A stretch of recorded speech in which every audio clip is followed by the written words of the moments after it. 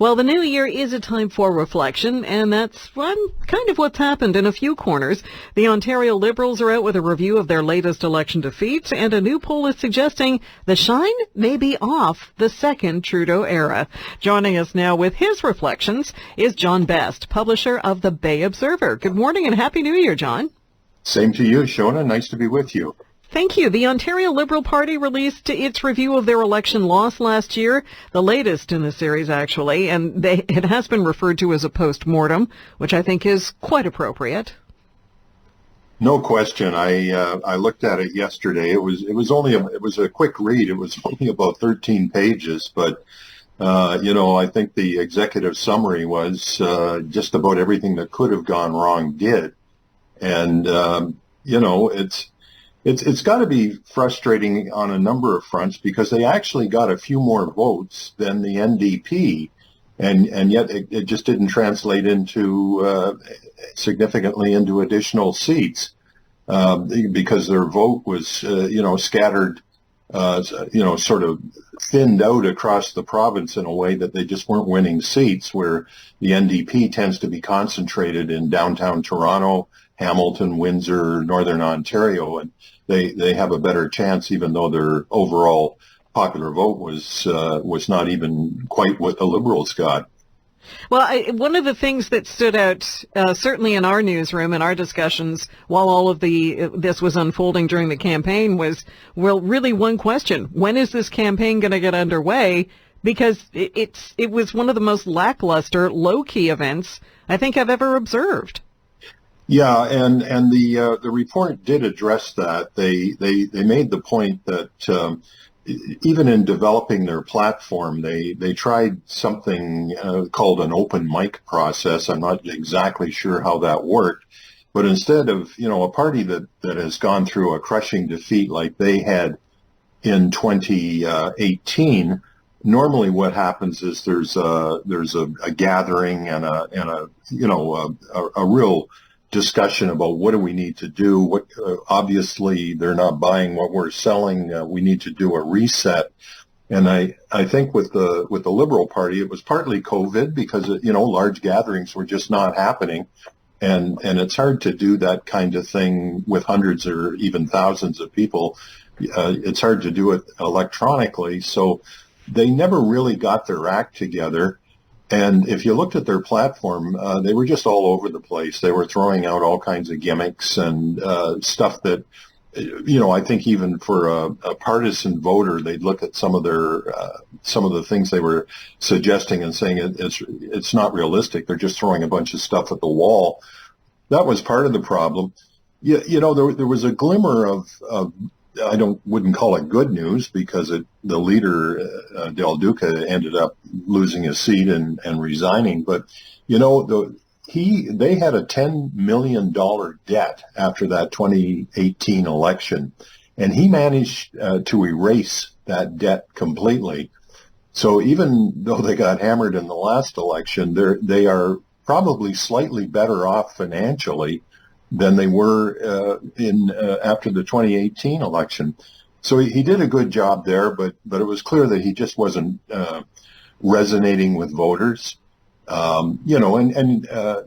made the point that they did have some decent candidates, but the central campaign was just a disaster, and they've got a lot of work to do, and it's not going to be easy.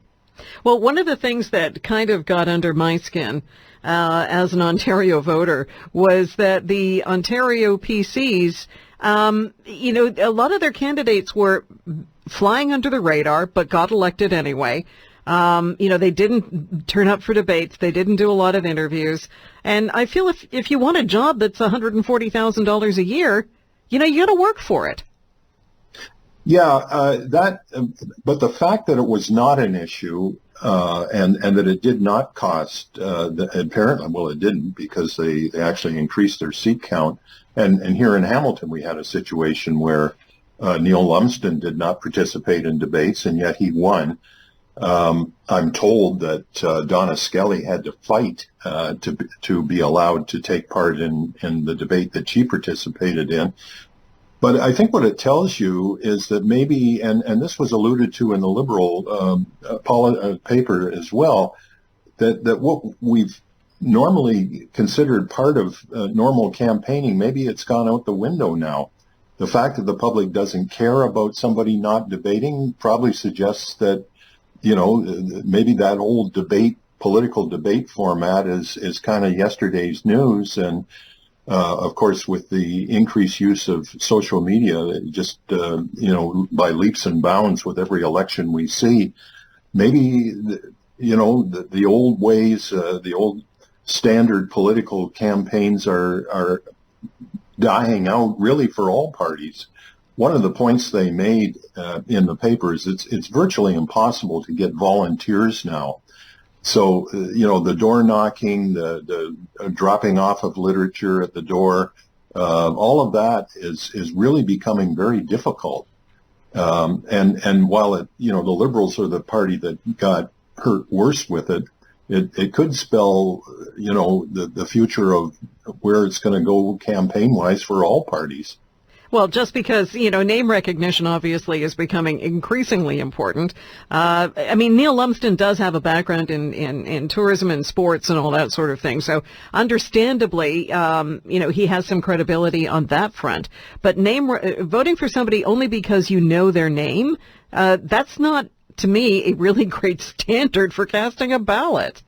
No, it's not. And yet let's face it, that's been an issue for a long, long time. But I think the problem as well, though, and I mean, you've watched political debates as I have for years, a lot of it is nonsense in terms of any substantive, telling the public really where you stand. I think everybody knows that local candidates in federal and provincial elections are really, they have no power at all. They're simply reading talking points that are sent in from head office. And then the so-called free-for-all, that's just cringeworthy when you watch that in some of these debates. It really, the idea that we would judge candidates' suitability on how rude they can be, it just doesn't work for me. I don't think political debates are completely dead, but I think they really need to be substantially revamped. Well, I think they need to be more like the Oxford debates where one speaks and everybody else shuts up and then they take turns. And that would draw even fewer viewers than what we're getting now. That's a point well taken. I know as a news anchor, I really want that killer, punchline moment from a debate, and I absolutely cringe, as you said, for the free-for-alls because you can't hear anything. There's nothing usable out of that. No, it's pretty sad, and whoever thought that was good television, they need to look at television now. Television is having its own struggles. So, we don't know what political campaigns are going to look like because, in some ways you could even look at Donald Trump and say he really put the whole political thing on its ear by simply refusing to play by the rules, and I guess it cost him the second election, but that was only after great effort by his enemies. He won the first election by absolutely not adhering to any of the traditional rules of campaigning or telling the truth or being of good character. None of it mattered. Well, now we're seeing the fallout from that play out now in the protracted and ongoing, attempt to elect a House Speaker in the United States and the whole George Santos scandal, where this guy has lied about absolutely everything. He's wanted on criminal charges in Brazil, and yet he's sitting in the House of Representatives. He is. Now, he hasn't been sworn in yet because they can't get a speaker, but yes, that'll be once that House of Representatives gets seated, then it'll be interesting to see what's coming after him. It almost sounds like a person that maybe has some psychological problems. He's telling more lies than even Donald Trump did. So there may be something not quite right with that particular gentleman because he seems to be living in a fantasy world.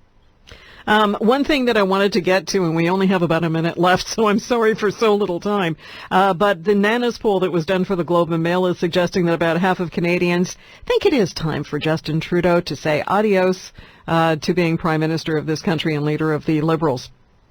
Well, I looked at that, and one thought that came into my mind is it might actually be good news for Trudeau, because in the election, 2/3 of Canadians thought he wasn't suitable, and they voted for other parties. Now he's up to 49%. So in a way, you could say the guy's on a roll. Point well taken. John, we're going to have to leave it there for this week, but I really appreciate your time. My pleasure, Shiona. John Best is publisher of the Bay Observer.